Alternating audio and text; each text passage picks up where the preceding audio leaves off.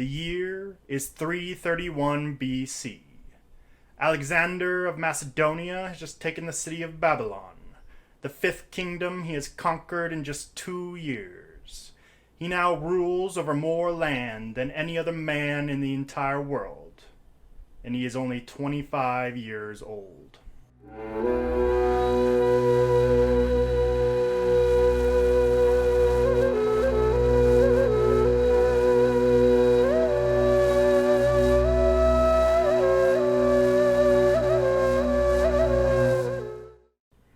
Welcome, gentlemen. My name is Artemis Frost, and I'm here to tell you what we as men of today can learn from Alexander the Great of Macedonia. Aristotle tells me you excel in all things. Except patience. He's told me that, too. Aristotle stands opposed. Who else? Attalus. And you? I rode 200 leagues to Meetza. I can rule. At all costs? I can rule. Alexander began his reign by eliminating potential rivals to the throne. He had his cousin killed. He had 2 Macedonian princes from neighboring lands killed. He also ordered the murder of Attalus, the leader of the advance guard of the army. And take these words with you and use them for what they're worth. Alexander is many things. His logic and his dreams, his warrior and his poet, and he believes himself to be a god. Alexander's ruthlessness would not end there, though, for he would soon realize that the world lay before his feet, and all he would need to do was take it. A propensity to be uncompromising in one's mission is what Alexander showed from the beginning. We today live in a far more civilized world. To the god of battles. We can learn that when it comes to getting done what we feel is necessary, right, and above all actions taken that will lead to the safety and security of our civilization, our domain, and our families, we as men will do what we must. You are assembled here on the plains of Axius by my father Philip to be led to the greatest glory and riches that any army since the world began has ever yet achieved. The conquest and destruction of the Persian Empire. The many eroticisms of Babylon, Egypt, and the lands of Asia Minor, while tempting, would prove not to be enough for Alexander. Instead, he became romanticized with the idea of discovering new cultures, lands, and peoples. This innate curiosity of what the world had to offer would lead him on one of the greatest campaigns in all of human history. Though this dream would not be shared by all, for the men that chose to follow him from the start would be the first to turn back, as they wanted to return from glory with their wealth and what remained of their health in order to propagate the future of their civilization. While a noble gesture, there is something to be said that these men are not remotely remembered in comparison to the greatness of Alexander. You have my temper, I know. And my ambition.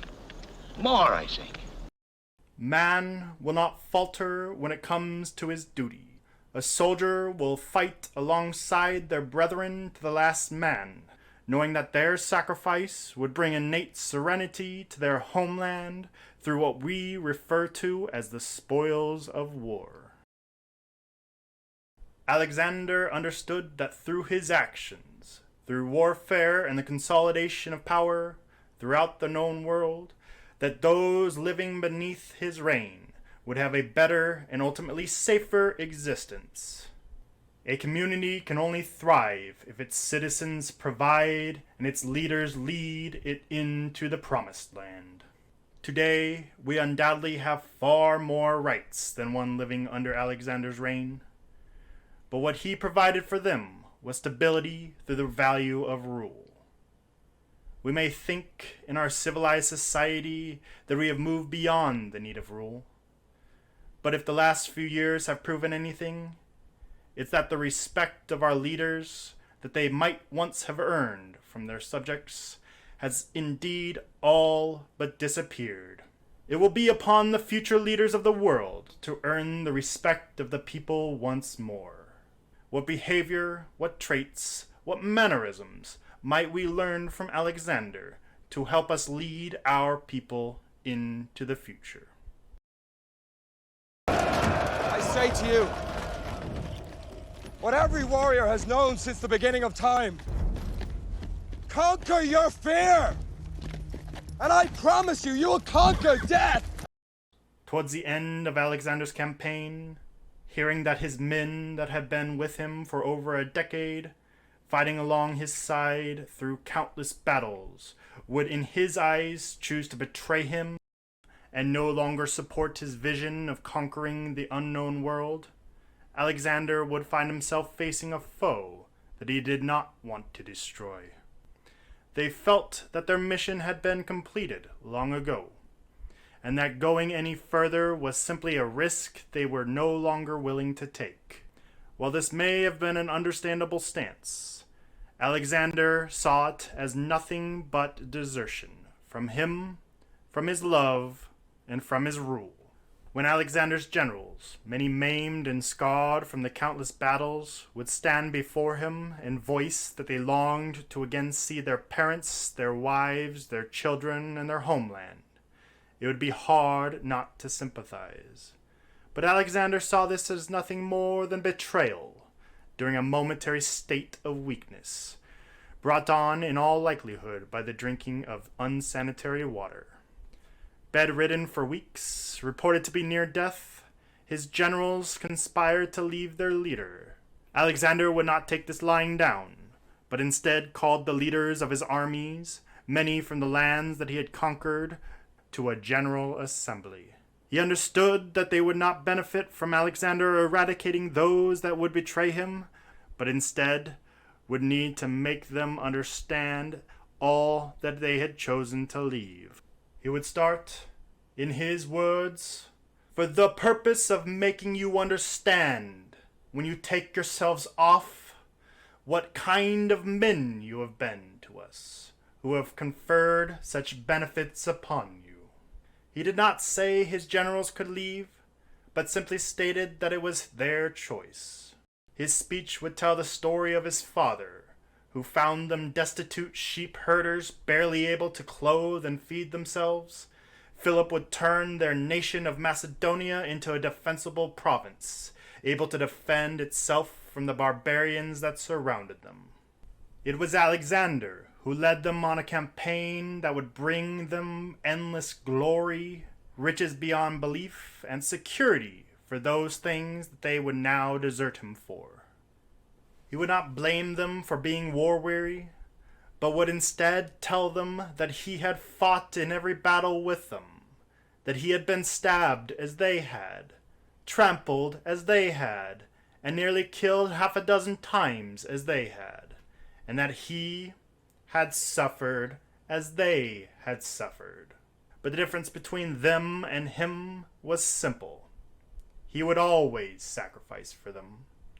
Go back and report to your king Alexander, the conqueror of the known world, who has brought you more prosperity than any other man could have done, that when you returned home, you deserted him and went away, handing him over to the protection of the conquered foreigners.